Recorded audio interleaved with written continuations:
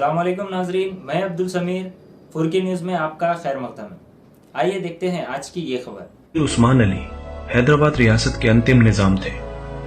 वो विश्व के सबसे धनी व्यक्तियों में शामिल थे। उस समय उनकी कुल संपत्ति अमेरिका की कुल अर्थव्यवस्था का 2% थी। इसी के चलते टाइम मैगजीन ने 1937 में उनकी फोटो अपनी मैगजीन की कवर पेज पर लगाई। हैदराबाद के निजाम की संपत्ति का इसी बात से आकलन लगाया जा सकता है कि वो 5 करोड़ पाउंड की कीमत वाले शुतुरमुर्ग के अंडे के आकार जितने बड़े एक हीरे को पेपर वेट के तौर पर इस्तेमाल किया करते थे। वहीं इस पैलेस में करीब 6000 लोग काम किया करते थे, जिनमें से 38 लोग तो केवल मोमबत्ती स्टैंड की धूल ही साफ किया करते थे। इतना सब होने के बाद भी उस्मान अली बेहद साधारण किस्म का जीवन यापन करते थे। कहा तो यहाँ तक जाता है कि उन्होंने अपनी पूरी जिंदगी केवल एक ही टोपी पहनकर और एक ही पुराना कंबल ओढ़कर गुजार दी। वहीं इनकी दरियादिली भी इस साधारण जीवन से ऊपर थी। उन्होंने बनारस हिंदू विश्वविद्यालय के लिए आर्थिक मदद मांगने के तुरंत बाद बिना किसी देरी किए 1 लाख रुपए का दान दिया। 1965 में भारत पाकिस्तान से युद्ध जीत चुका था और पूरे देश में जश्न का माहौल था। भारतीय इस जीत का जश्न अभी ठीक से मना भी नहीं पाए थे कि उनके सामने दूसरा खतरा चीन के रूप में खड़ा हो गया। तिब्बत को आजाद कराने के लिए चीन ने भारत को दादागिरी दिखानी शुरू कर दी और युद्ध तक की धमकी दे डाली। ऐसे में भारत इस बात से चिंतित हो उठा। भारत कुछ दिन पहले ही एक भयावह युद्ध से गुजरा था। हालांकि युद्ध में हमारी जीत हुई थी, लेकिन पुनः एक और युद्ध उस पर थोपा जाना कहीं से भी उचित नहीं था। उधर चीन की सेना पूरी तरह से युद्ध के लिए तैयार थी और यहाँ सैनिकों के हाथ खाली थे।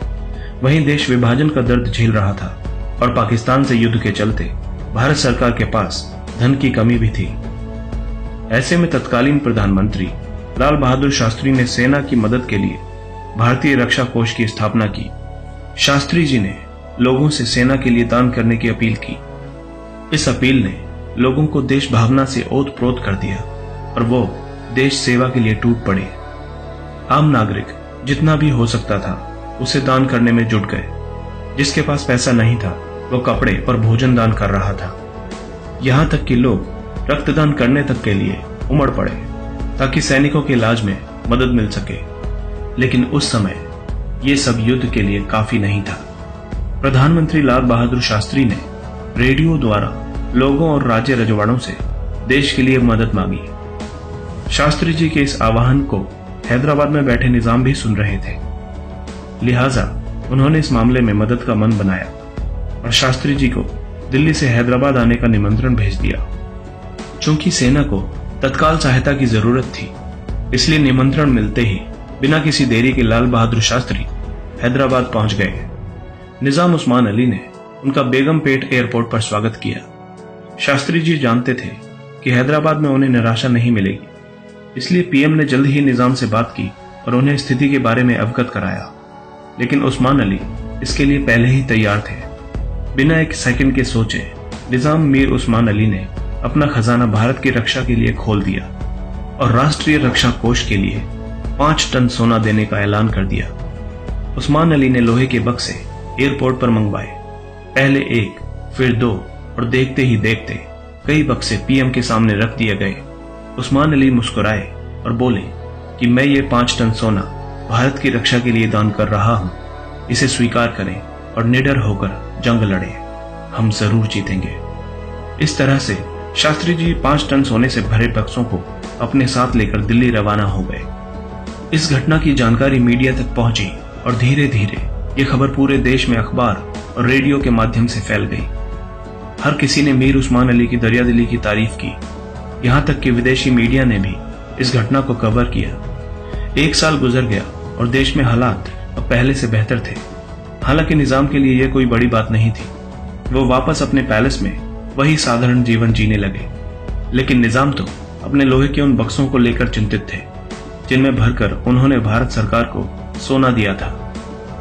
लाल बहादुर शास्त्री के बेटे अनिल शास्त्री ने अपनी किताब Lal Bahadur Shastri lessons in leadership में जिक्र किया है कि उस्मान अली की तबीयत खराब होने लगी तो लाल बहादुर शास्त्री ने उन्हें फोन करके हालचाल पूछा। इतने में निजाम ने अपने बक्सों की बात छेड़ दी और बोले कि शास्त्री जी, मैंने आपको जिन बक्सों में सोना दिया था वो मेरे पुरखों की निशानी है।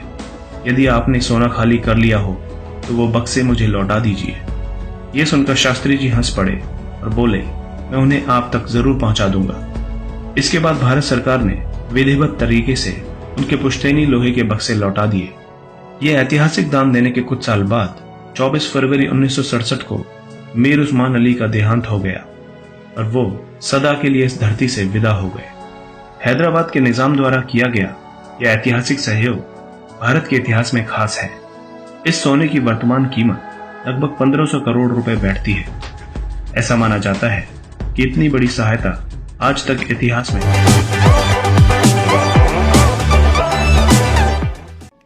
New city developers and builders की खुसूसी पेशकश अल जहीर कॉलोनी कोहिर विलेज में वाक़ई आबादी से घिरा वेंचर रिहायशी इलाके में सिर्फ 3,20,000 रुपए में 100 square yard plot, clear title, ग्राम panchayat approved layout, spot registration, gated community, water, electricity, BT road, transport, security, मस्जिद, स्कूल, कॉलेज।